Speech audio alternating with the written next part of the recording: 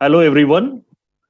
Today we have Vineet Rai, founder of Aviskar and Intellikia, a pioneer impact investment in India, who has taken his approach to other continents successfully. I don't need to tell more about him. Most of you know him. He's an original thinker and supported many social enterprises to stay stable while serving local communities. To decode this further, I will start the conversation. Vineet, my first question to you is from the impact investor's point of view, how to build this ecosystem for nurturing enterprises that would impact the last mile in particular. Over to you, Vineet. Namaskar, everyone. This is the month of our independence, or Independence Day has just passed on. So that's why the very colorful Indian tricolor behind me. First, thank you, Kirti, for inviting me and giving me your platform to talk to the folks. Local entrepreneurship, or let's actually just first try to ask ourselves, what are the challenges on the ground? The first challenge on the ground is people want to live where they are born and brought up. So you migrate because you don't see opportunities for further growth in the area you come from. Those who migrate are the best and the most intelligent from that geographical area. So what is happening is you used to call from a national perspective brain drain, where the best of the brains actually leave the shores of the country and used to go to US or Europe. But there is an internal brain drain also in a country like India, where there is a very significant north and south divide, where the south is the industrially progressed, both agrarian and industrial progress, while north has actually been largely an agrarian economy with very few prospects of industrial growth. And therefore, all the smart or all the bright folks who have the capability and the desire and the fire burning in their belly to make a difference actually migrate. Some migrate to Mumbai, some migrate to Delhi or any other industrial zone. So you can actually find people from UP, Bihar, Jharkhand, Orissa in every nook and corner of India. If you're trying to probably buy a coffee in Cafe Coffee Day, you would actually be served by a North Indian guy in Bangalore. So it's quite amazing. And those guys who are actually serving that coffee to you for 6,000 rupees a month are probably the best and the brightest from their village. And that's where the challenge starts. So prima facie, if you want to develop any local economy, you have to create jobs and livelihoods from that economy. And there are different approaches to do it. One thing is very clear, you have to look at all kinds of entrepreneurs. So you can look at those who are actually staying in those villages, those who have migrated from those villages and because of COVID, whose lives have been disrupted and have trekked back or walked back or took a train or took a flight or whatever, come back to where they belong to. Now, this to me is what you call reverse brain drain. And since reverse brain drain is happening, you are actually getting very skilled and very professional manpower back in hinterlands of northern India, or north or northeast and east of India, coming from west of India. Now, migration of labor is good for both the southern economy and the northern economy. The demographic change that is taking place, the growth, the slowing down of growth, the aging of the population in the south, and the more young population coming up in the north creates that kind of opportunity as well. So it's not just that the labor that is migrating from the north to the south is only creating or imposing certain kind of a cost on the south. It is also actually serving the needs of the south. So one should not just see it in isolation. But if they come back for some reason, like COVID has done, and they are actually seeking value creation in their ecosystems, how do you do that? Now, you can have a financial investment, you can actually have an ecosystem building capability, and then you have to actually create jobs by attracting entrepreneurs and enterprises. Now, entrepreneurs could be local or could be convinced to move from other places where the tax and fiscal incentives from the state government play a big role.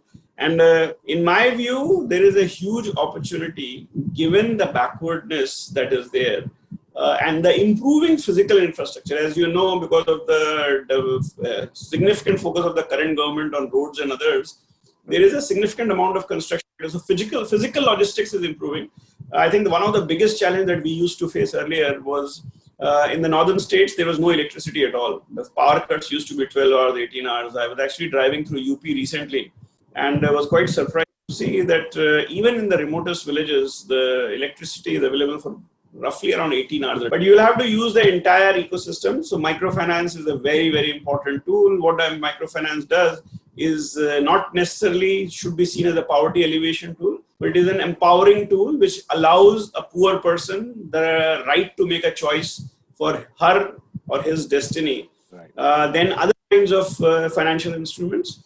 Then you have to actually get into incubation, and then there is a physical incubation model which is largely focused toward creating an enterprise, where I think we are probably going wrong, because the labor is not going to come thinking about creating. So the migrant labor which is coming back is actually not necessarily thinking about creating a venture capital-led enterprise. They are more likely to start a micro enterprise, and micro enterprise incubation is very different from an incubation that we know.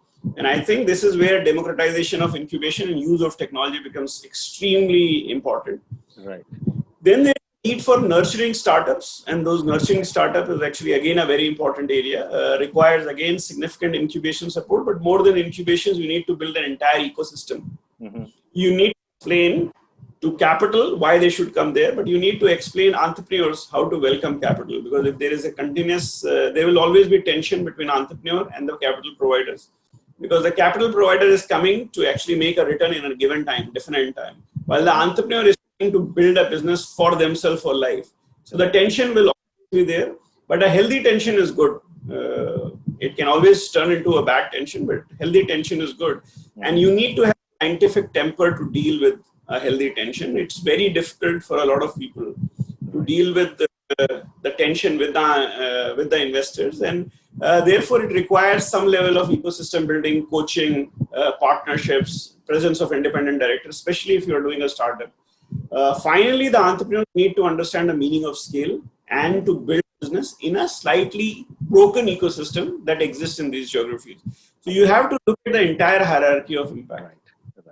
See, once you said while impact investors are really concerned about the bottom line of the people, VCs are perhaps at the bottom line of the people at the promoters level. So in that context, in today's world, while COVID has pushed back so many people back to poverty, how do you see, given the context you have set up for us, the role of impact investors as an enabler and building this ecosystem further? Because we have a broken ecosystem, as we all know. Within that context, you with so much of experience, can you throw some light on that? I think that's my perspective. It's not necessarily impact investors' perspective. So there is a distinction. There's Vineet's perspective of what impact investors should do. And then there is impact investors' perspective of what impact investors should do. Right. My perspective of impact investor is that our key role is to go to places where there is an opportunity, but that opportunity is going to not attract commercial capital. So if you are not able to attract commercial capital, then suddenly there is a role for impact investor. Because if I actually go and do a startup, technology startup, even if it is making impact in Bangalore, then I think you are essentially competing against any other venture capital fund, because all venture capital funds are actually right now looking at edtech, whatever. And I think any ability to make impact would require the role of technology. We have understood this quite well, because without technology, the challenges that physicality brings to the table is very difficult to overcome, and therefore technology will always play an important role. Having said that, I think these personal views should not mar the role that impact investors are going to play irrespective. I think the real and the most important challenge is, how do you find an entrepreneur who's actually operating? And I think, again, Amazon is actually started in US, but has been serving India and serving India well. But then if you go by Amazon's perspective, their potential largely comes from the metropolitan towns and then to larger towns. And then they will actually think about anything else. So generally, first they would want to satisfy the most densely populated and the highest wallet size. If you follow that trajectory, then capitalism at some point of time will solve the problem that exists. Now, the challenge comes in is we want to do it faster, because there's something called Sustainable Development Goals. And 2030, we want to reimagine the world. Now, COVID has actually brought in sharper focus the challenge that we have over the next decade. And that actually enhances the role of impact investor to see the world and the challenges slightly differently. So once we get into this discussion, the first question would be, so what should the impact investor doing? I think the impact investor should actually develop capabilities, understand what a broken ecosystem means, what kind of challenges does it throw up, and then spend time in trying to nurturing an entrepreneur to build a business so that jobs and livelihoods are created where people live. And I think this is where really, in my view, the challenge comes. Now think about it. If I have to go and make an investment in UP or Bihar or Jharkhand or Orissa or West Bengal, etc., first and foremost, most investors do not really know or understand these geographies, because if you see the trend, and if you can go and ask any venture capitalist right now, most of them would have never traveled to these geographies, except probably if they come from those geographies. So they might have been born and brought up, but they would never travel to these geographies. Even though they have some very beautiful travel spots. So I'll encourage the venture capitalists, if any of you are listening, do travel to these states. They have beautiful traveling spots for you to enjoy them. But once you actually start understanding the local this thing, you will realize the thought process in a UP or a Bihar or a Jharkhand is of 2005 and 6 of what it was in Mumbai or Bangalore or Delhi. Now, what you are effectively therefore forcing yourself to walk back 15 years, to take an entrepreneurial risk and try to, because of the learnings that we in India have gone through with 2005 and 2020, of how ecosystems have come through and with government focus, etc., educate the local ecosystem and crowd in other investors.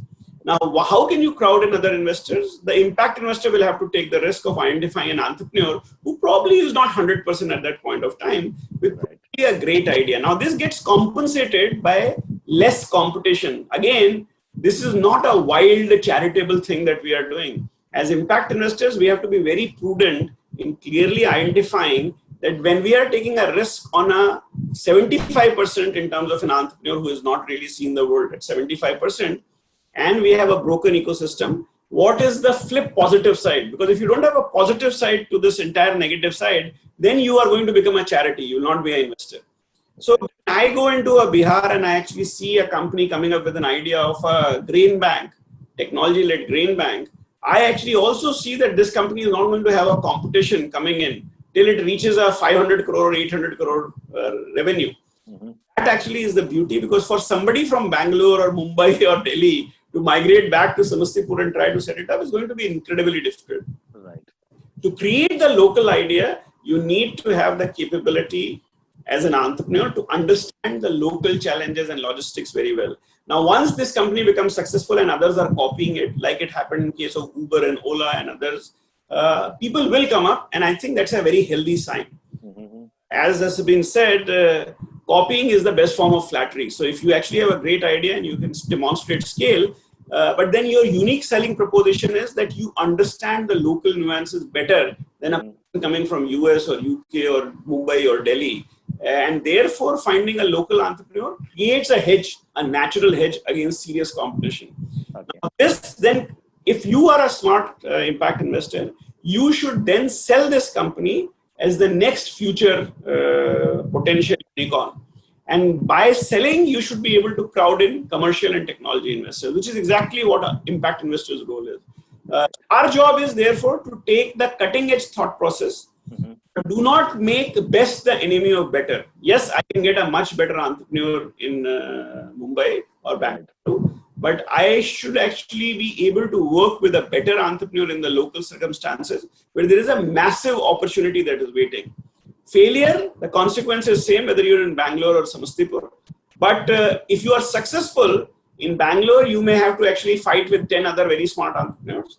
In Bihar, in Samastipur, you might be the smartest entrepreneur and you have a 5-year lead over the next one. And I think that's really the mechanism around which value has to be created. Impact investors, nobody gives us allowance for giving lower returns.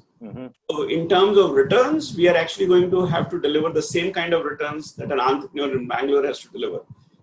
But the risk is our choice, and we can take higher risk in order to actually find a significantly higher return potential. And failures are actually both equally consequential in Bangalore and Bihar, None of us are clairvoyant, so we don't know which company will succeed, which will fail. We have to put in our effort and see. And the distinction, therefore, of impact investor is on a risk-adjusted return basis, not in absolute terms. So we might deliver 20%. A Bangalore fund may also deliver, tech fund may also deliver 20%, or 15%, or 18, or 13. Some of these numbers are bandied around very casually. 20% return is a very tough return to chase, actually, in any circumstances, in any ecosystem.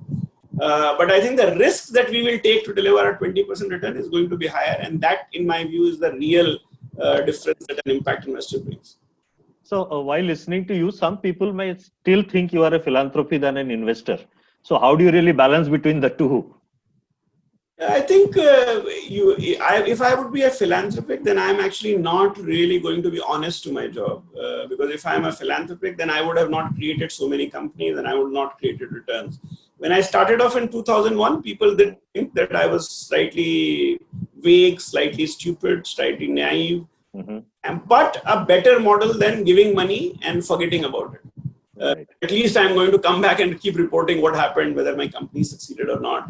Over the last 15 years, we have continuously demonstrated that you can create companies that can then become unique niches. We did it in microfinance, we did it in small finance bank, we did it in artisanal companies like Jaipur, and what we did with Fab India. And then what we have done with Milk Mantra in Orissa, Osam in Jharkhand, Ergos in Bihar, Utkarsh in UP, and many more companies. And what we group ourselves demonstrated with turning around of Arohan and building it into a very successful and large company. So I think these demonstrations very clearly say that we are not really philanthropists. We are as hard-nosed and as difficult as any other investors could be. But we are trying to, I don't believe the entrepreneur needs sympathy. Entrepreneur needs enablement. And if the entrepreneur is enabled, then we are as hard-nosed with them, which with any other investor will be with an entrepreneur in, let's say, Bangalore and UP, Bangalore or Mumbai. Our job is to support the entrepreneur in being successful. The entrepreneur has to work 20 hours a day. I'm also an entrepreneur and I have raised capital. I have to work 20 hours a day. There is no excuse on that. That you are in a broken ecosystem, you have to work harder. And we will make sure you will work harder. But we will support you in every potential possible way. But if you fail, we will be as difficult as you, because we are an investor at the end of it and not a philanthropist. Right. So while taking this slightly further, a lot of people are asking us, even as Ecoshare, what are the opportunities in the given scenario? Reverse migration we are seeing. We are seeing rural non-farm sector almost kind of stand still. And we have been seeing a lot of pressure on the agriculture. And of course, there would be other opportunity from your perspective, since a lot of people must be approaching you at this point of time. We heard so many companies have come in last few months. That means real entrepreneurs are trying to do something good. But from an opportunity landscape, what are your few recommendations to look at this point of time? See, when you are looking at the kind of challenge that you are talking about, I think it's interesting. So first and foremost, you have to understand these are agrarian economies. Right. We also know that agriculture overemploys. So exactly, it doesn't require so much labor, but it has to produce. So having more labor going back is not going to create any real value. Because the way we are actually going about our agriculture, it is not going to, even if you actually produce a lot of, let's say you increase the productivity by throwing a significant amount of labor, you would not be able to actually compensate it, because the markets on the other side, if you produce a bumper crop, the prices fall. So there is actually a compensating mechanism going on. As you know, Reserve Bank of India would not like inflation to run very high, especially food inflation. So there is actually a compensating force working on the other side. What you can do though is actually convert agriculture into and try to bring in agriculture industry, which is agri-allied. Where you actually take industry closer to where agriculture is taking place and divert a significant amount of labor into that. That's actually one of the best ways to move forward, especially given the agrarian economy that is there. Then you have to introduce a significant amount. Once you have these kind of industries coming up, you have to also train your people to come up with service industry, where India has done quite well, but try to actually service these industries which are local, which are actually serving, and try to scale those enterprises. And most likely, if these enterprises are coming with technological solutions that are slightly different, and are using a horizontal and a vertical. So you can actually go for millets and then build a brand. Actually is what I call a vertical based integration in terms of AgriAllied. Or you can take a horizontal position. We have a company called AgroStar that actually takes a horizontal position, provides all kinds of services. And these companies, when they migrate into UP, Bihar, etc., they require specialized labor or specialized folks. And when people migrate from let's say Pune or Mumbai or Delhi, those guys have the skill sets and capability to offer or service these kind of companies better. The third and the most important thing, I think, is you have to think about a micro entrepreneur, build a financing mechanism. And so, for example, let's say I was a very high quality mason in Mumbai, and I have worked in very large projects. Now, interestingly, I have trekked back to Azamgarh. Let's say I'm just coming up with a name. Let's say I've trekked back to Azamgarh, and I think I can offer, but can I generate the same kind of remuneration that I in UP, in Mumbai? This is actually the question in my mind. Second, I have to now start running a business, but I actually have been in a contractual labor kind of engagement. How do I become from a contractual labor in a broken ecosystem to an entrepreneur? The migration required democratization of entrepreneurship, which is in India largely happening by people iteratively learning. But how do you convert this into a science, from an art to a science? The difference between the art and the science is iterative learning requires significant reflection. And so some people will be successful, but a large number of people will fail. Can we actually provide tools and technologies? And I think we at Intellicap had actually built a platform called Startup Wave, which has been democratizing incubation virtually. Ranchi to Rwanda, we have been doing it across the globe. I have to convert it into that whole, unfortunately, the entire language in that platform is English. So if you can convert that whole idea where you're effectively helping people to understand entrepreneurship with case studies and with coaches, etc. And if it can be done in Hindi. So हम इसको हिंदी में उसी भाषा के अंदर उन लोगों के सामने ले जा सकें जो वो समझते हैं और उसी तरह के रोल मॉडल्स उनको प्रेजेंट करें कि अगर आप एक मेसन हैं तो आपको इस तरह से बिजनेस करना चाहिए, इस तरह से करना चाहिए और एक मेसन्स की कम्युनिटी शुरू कर दें, एक्सेट्रा एक्सेट्रा. उन ज्योग्राफी भी है. So their technology can play a role. Now you have to think very differently, right? To create opportunities for the bright and professional who have walked back. Again, I'm saying I'm using the terms quite loosely here. A professional does not necessarily mean an MBA has walked back. Right. It means a vocationally trained mason who is considered a star mason in Mumbai, who has come back to Azamgarh. Can he actually create a business around what he knows? That can be done if right opportunities and right training is provided to them. Again, these guys have lived in very large metropolitan cities, so they have actually seen life at a different pace. Right. They understand the needs and they can work. So we have to make them as the agents of change to identify. I think the UP government, Bihar government, and Jharkhand government, they are all actually trying to study who all has migrated back, who wants to stay, what kind of skills they bring in. The database is very useful, but the database will not change your reality. It will only tell you what is available. You have to bring in significant amount of inputs to those folks, both in terms of financial as well as softer inputs that I'm talking about, like democratization of entrepreneurship, etc. With some level of online coaching, which will probably make things easier. Penetration of telephone, the high quality of internet, the movement of geo, etc. all aids and helps you in making this happen. So in my view, probably will be a very distinct, this is not something that the impact investors do, but impact investor can create an enterprise that does this. So you can create significant value as well. Absolutely. The last question, Vineet, I can go on and on because my colleagues have asked so many questions, but I'll stop here to the last question wherein you touched upon during the last 5 minutes, but still I want for our audience to understand two things. One is we are so obsessed with incubation as a model to really nurture entrepreneurs. And I think why it is to be done at the B school level, how we then take it to the places where it matters. We have 8,000 plus block headquarters. We have so many NGOs who are trying to be progressive.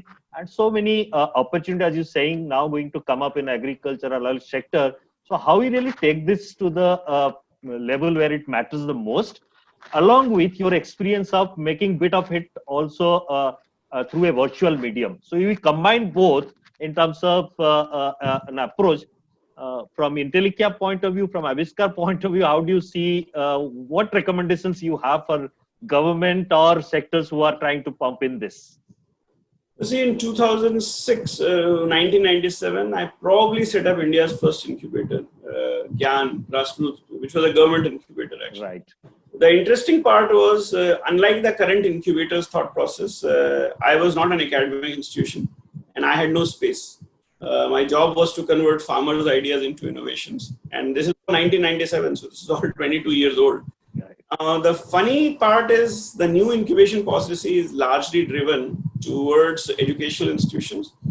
How many professors actually have run a business? So teaching theory of business and doing a practical of running a small business are two very different things. And this is where I think a lot of incubators are facing challenge, because most incubators don't know how to have a business model themselves. Now, if you as a leader of an incubator don't know how to sustain yourself and you want grants to come to you, I know. you do not know how will you teach somebody else to become sustainable. Yeah. To me, that really is the starting challenge. And this challenge comes from what you call templatization of thought process. So the general belief is that scale happens when you dumb down a business model. Unfortunately, incubators don't have a business model. Even in the most evolved areas, very few incubators have had a business model. The second part, and which is actually probably the biggest flaw, we believe an incubator is actually a space incubator. Now, there are different kinds of space incubators. India has actually adopted the thought process around space incubators, something that I have always challenged, that space incubator is the cheapest and the lowest end of any incubation. Right. Yes, you can actually have one or two very big successes, but as you realized, even Mayoshi-san figured out after a long time that pumping billions of dollars also does not make an incubator sustainable or valuable. Right. Leasing, taking large space as space on lease and then breaking it down into small forms can only generate very small returns. Now, the idea behind an incubator, therefore, has to be thought from an intellectual incubation rather than actually a physical incubator. I am not against physical incubator. I'm just saying seeing them as a solution is a very large mistake. The capability of an incubator is from able to deliver the knowledge that the entrepreneur needs at his or her doorsteps. A physical incubator goes against that grain because it actually says you have to come to my incubator for you to learn. And if you do it in a district, if I'm operating from my village, why would I actually keep going to the district to learn about something that I have to do in my village? I think there is a grudging recognition of this fact, but it's possible. In the service industry, space incubator can work. It also works beautifully if you actually are able to create clusters. So if you're able to create a biotechnology cluster, then a lot of biotechnology companies will come up in the same space. But if you are trying to democratize entrepreneurship, which is probably objective entrepreneurship, then the space incubator model is not the smartest to follow. And one will have to actually then think about what are the district's potential opportunities, and do you have people who are able to convert this into a skill set which will help an entrepreneur. Thank you. I had so many questions around FPO, around impact measurement versus impact investment, but I think you have touched upon many of these in different ways. I'll stop here, Vineet, and thank you very much for your time. And it's absolutely a pleasure talking to you as always. Thank you. Thank you, Kirti. And namaskar to everyone.